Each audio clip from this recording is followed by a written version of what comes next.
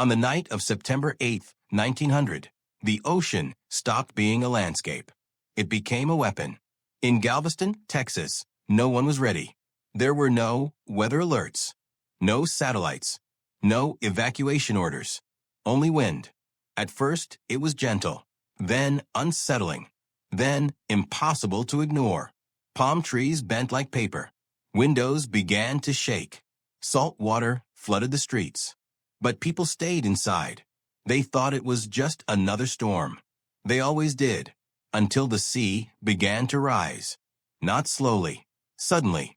Within minutes, water rushed into neighborhoods. It tore down doors. It smashed walls. It dragged houses from their foundations. Families tried to escape when it was already too late. Waves reached more than 15 feet. Wooden homes had no chance. One by one they vanished. Streets turned into rivers. Rivers turned into oceans. And the ocean became a graveyard. Screams, darkness, debris crashing, people clinging to anything that floated. Some prayed. Others screamed names. Most never saw the sunrise again. When the hurricane finally passed, Galveston no longer existed. More than 8,000 people were dead. Bodies under rubble, in the water, on the beaches, in the streets. The city was unrecognizable. But in the middle of that total destruction, something was still standing. One building had not moved. One structure had not collapsed. A palace. While everything around it was erased, this house remained. Its walls intact, its windows unbroken, its foundation unshaken, as if it had survived the end of the world. That place was Bishop's Palace, and its story began long before the storm, decades earlier, at a time when Galveston was one of the richest cities in America, a booming port filled with money, power, and ambition, a place where millionaires built mansions to show who they were. One of them was Walter Gresham, a man obsessed with perfection, with control, with the idea that his home should never fail. He didn't want an ordinary mansion. He wanted a fortress. He wanted something that would outlive him. He hired the best architects. He used steel, stone, and materials imported from Europe. Every detail was designed for strength, not just beauty. People told him he was paranoid, that he was wasting money, that he was exaggerating. He didn't listen, because he was afraid. Afraid of fire, afraid of storms, afraid of losing everything. Without knowing it, he was building the only house that would survive the worst disaster in the city's history. On the night of the hurricane, while thousands fought for their lives, Bishop's Palace stood firm. Waves slammed into its walls. Wind tried to tear off its roof. Rain battered it without mercy. But it did not fall. It did not break. It did not surrender. When the sun rose the next morning, survivors saw something unreal. Ruins everywhere. And, in the middle, the palace, standing, like a silent witness, like a challenge to the disaster, like proof that someone once had prepared. But that strength came with a price. Because behind those walls there was more than wealth. There was obsession, loneliness, fear, and choices that would shape its destiny forever. In the next act, we will see how Bishop's Palace was truly born, who its creator really was, and why its greatest strength would also become its greatest curse. It was a symbol of fear. Its creator, Walter Gresham, was not just a wealthy businessman. He was a man who did not trust the world. He had made his fortune in construction, steel, and transportation. He understood how buildings failed. He knew how fires spread. He knew how storms destroyed weak structures. And he had seen it happen. Factories collapsing, warehouses burning, entire blocks disappearing overnight. Every loss reinforced the same idea in his mind. Nothing lasts, unless you force it to. When Gresham decided to build his home in Galveston, he refused to follow tradition. Most rich families built elegant wooden mansions. They were beautiful. They were fashionable. And they were fragile. Gresham hated that. He wanted stone, steel, weight. He wanted walls that could not be torn apart by wind, floors that would not burn, foundations that would not sink. So he hired Nicholas Clayton, one of the best architects in Texas, and gave him an unusual order. Build me something that cannot fail. No budget limit. No shortcuts. No compromises. The construction took years. Workers laid thick steel beams inside the walls. Massive blocks of granite and limestone were shipped in. Every joint was reinforced. Every corner was tested. It was not a mansion. It was a bunker disguised as luxury. Inside, everything looked elegant. Stained glass, carved wood, marble floors, imported tiles. Guests saw beauty. But behind the beauty was armor. Few people understood why Gresham was so extreme. Some thought he was arrogant. Others thought he was paranoid. Some whispered that he was mentally unstable. They laughed at him until 1900. But there was another reason for his obsession. Gresham was losing control of his own life. His health was deteriorating. His marriage was unstable. His business partnerships were fragile. Everything around him felt uncertain. And when people lose control over their lives, they often try to control their environment. Brick by brick, beam by beam, the palace became his attempt to freeze time. If the world was unstable, his house would not be. If life was unpredictable, his walls would be perfect. But perfection has a cost. Construction drained his fortune. Delays created stress. Conflicts with contractors became constant. Lawsuits followed. The palace was eating him alive. By the time it was finished in 1893, Gresham was exhausted. Physically, emotionally, financially. He had built his dream, and it had destroyed him. Only a year later, he was forced to sell the house. The fortress he had imagined as his eternal refuge no longer belonged to him. It passed into the hands of Colonel Walter Bishop, a wealthy railroad magnate. Bishop saw the palace not as protection, but as a trophy, a symbol of status, a monument to success. He filled it with guests, parties, music, and luxury. Politicians, businessmen, and social elites walked its halls. To them, it was just another mansion. They had no idea what it was truly built for. No idea that every wall, every beam, every stone had been placed with catastrophe in mind. When Bishop's family moved in, the palace finally felt alive. Laughter echoed through rooms. Lights burned late into the night. Music filled the halls. For a few years, it seemed like Gresham's fears had been pointless. The storms passed. The city prospered. Life continued. People forgot. They always do. They forgot that Galveston sat on the edge of the Gulf. They forgot the power of the ocean. They forgot that nature never negotiates. And while the city slept comfortably in its illusion of safety, the fortress waited, silent, patient, ready. In the next act, we will return to the night of the hurricane. But this time, from inside Bishop's palace, we will see what happened behind those walls when the world outside collapsed. Because survival is never as simple as it looks from a distance. On the night of September 8, 1900, Bishop's Palace became something it had never been before. A shelter, a fortress, a final barrier between life and death. As the wind grew louder and the rain turned violent, families across Galveston were already running out of time. Houses were collapsing. Streets were flooding. Entire neighborhoods were being erased. But inside the palace, the walls still held. Windows rattled. Doors shook. Chandeliers swayed. Yet nothing broke. The Bishop family and their guests gathered in the strongest parts of the house. Away from windows. Away from balconies. Away from anything that could shatter. They listened. To the storm. To the screams outside. To the sound of destruction moving closer. No one slept. Every minute felt like an hour. Every crash in the distance sounded like the end. Water began to rise around the building. Waves slammed into the lower walls. Debris hit the stone like bullets.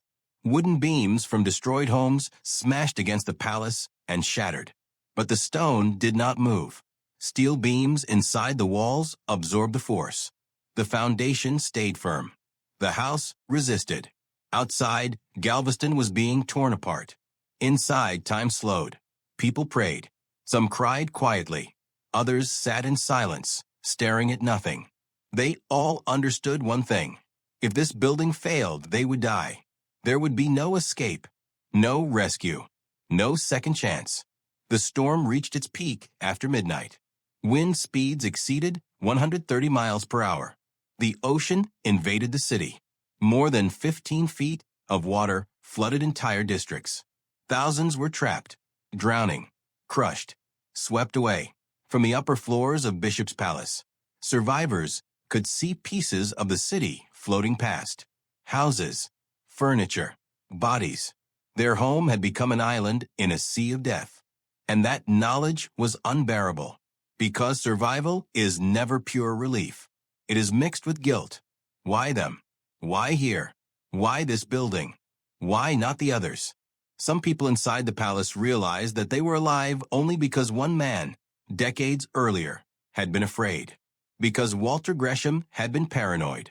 Because he had refused to trust nature. Because he had overbuilt. His obsession was now saving lives. Hour after hour, the storm continued. The pressure on the building was constant.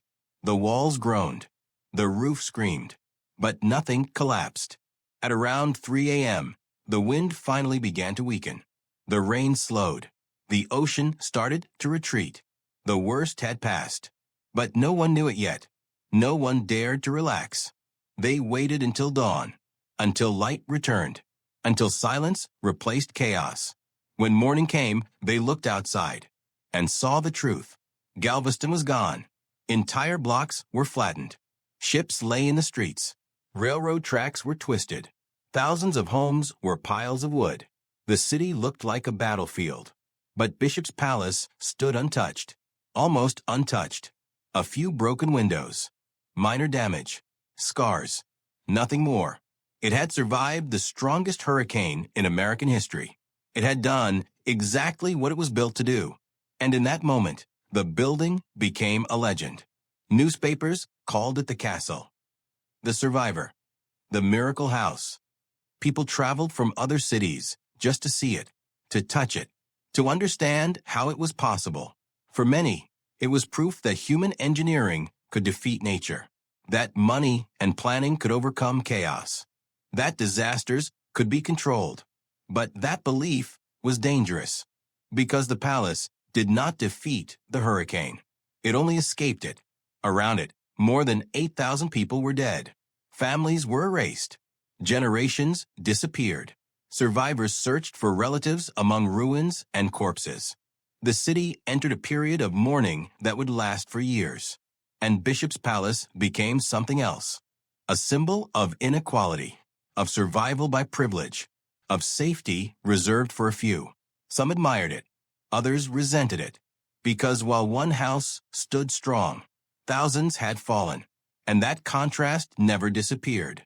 Over time, the palace returned to normal life. Parties resumed. Guests returned. Music filled the halls again. But something had changed. The building was no longer just a mansion. It was a reminder of how fragile everything is, and how unfair survival can be. In the next act, we will see what happened after the disaster, how the palace lived in the shadow of tragedy, and how survival itself became a burden. Because sometimes living through catastrophe is only the beginning of the story. Surviving the hurricane did not mean returning to normal. For Galveston, normal was gone forever. The city rebuilt, but it never fully recovered. Thousands of families were missing. Entire neighborhoods had vanished. Businesses collapsed. Trust and safety was destroyed. People lived differently after 1900. They watched the ocean with fear. They listened to the wind with suspicion. They no longer believed in stability. And Bishop's Palace stood in the middle of that trauma. Every day, people passed it and remembered. They remembered who had lived and who had not. For the Bishop family, survival was complicated. They had escaped death, but they had not escaped guilt. Friends were gone. Relatives were gone. Employees were gone. Many had begged for shelter that night. Not everyone had been let in. Space was limited. Time was short. Panic ruled. Those decisions haunted the survivors for the rest of their lives. Because survival creates questions that never fade. Could we have saved more? Did we do enough? Did we choose correctly? No answer ever felt right. Inside the palace, life continued, but it was never the same. Parties became quieter. Guests stayed shorter. Music played softer. Laughter sounded different. The building felt heavier, as if it remembered everything. Colonel Walter Bishop tried to restore the old rhythm. He invested in rebuilding. He supported charities. He donated to victims' families. But money could not erase memory. The palace was now famous. Tourists came. Journalists wrote stories. Photographers documented every room. It was no longer private. It was a monument. And monuments are lonely places.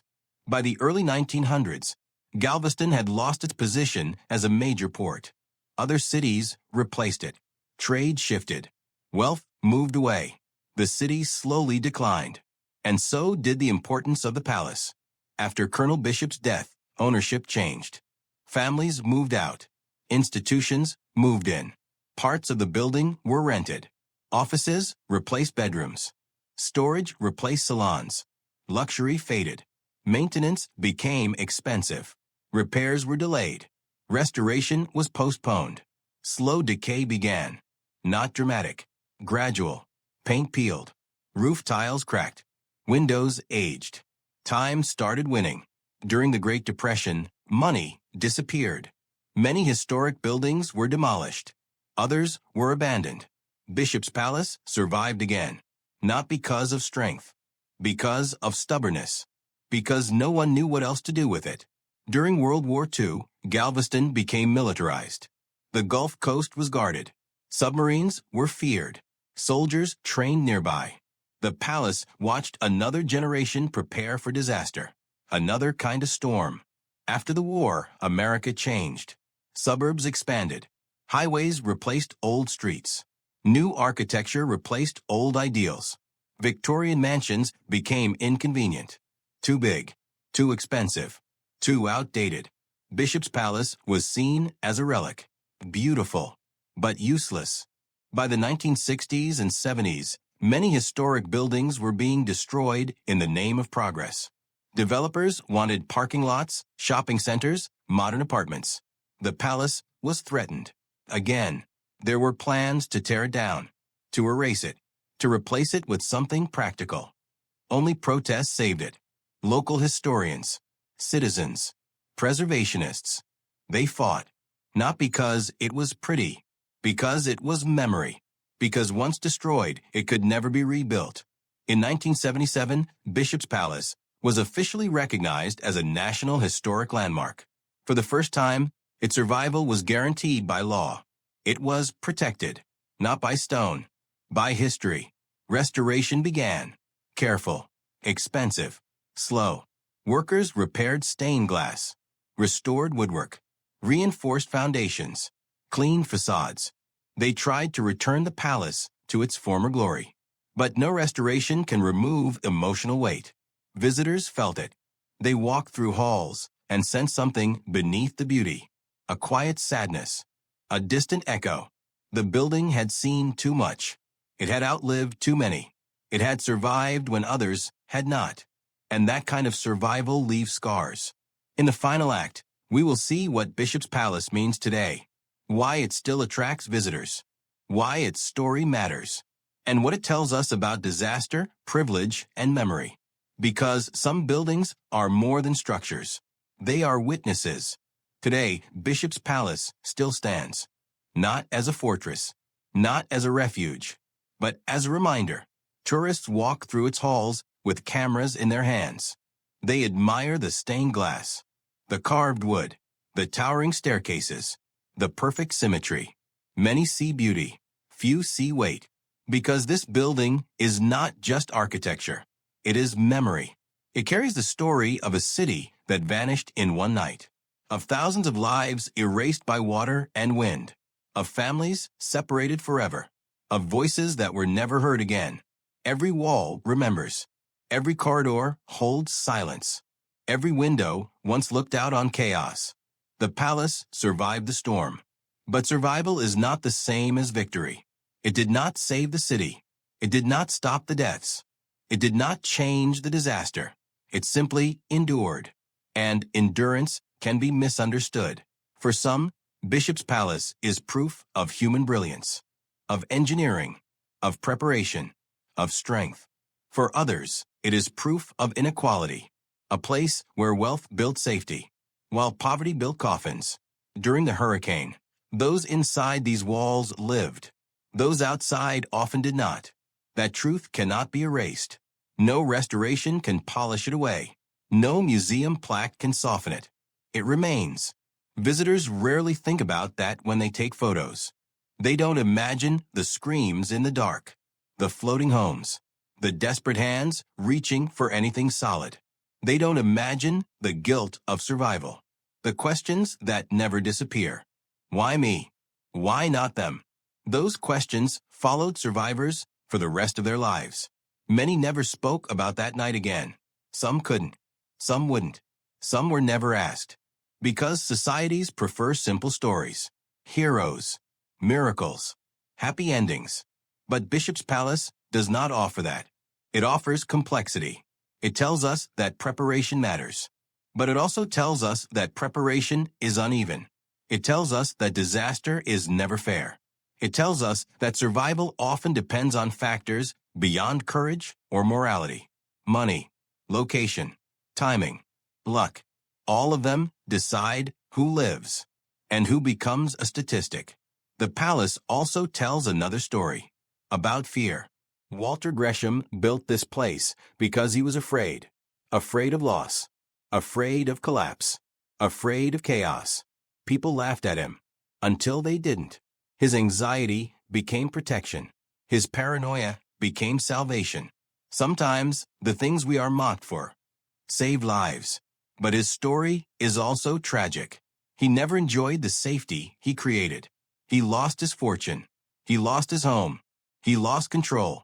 He built a monument to survival and could not survive his own creation. That is the paradox of Bishop's Palace. It represents strength and fragility at the same time. It shows how humans try to fight nature and how small we remain. More than a century later, hurricanes still come. Storms are stronger. Seas are rising. Coastal cities are still vulnerable. Technology has improved. Warnings are better. Evacuations are faster. But the danger remains. And so does inequality. Some will always have stronger walls.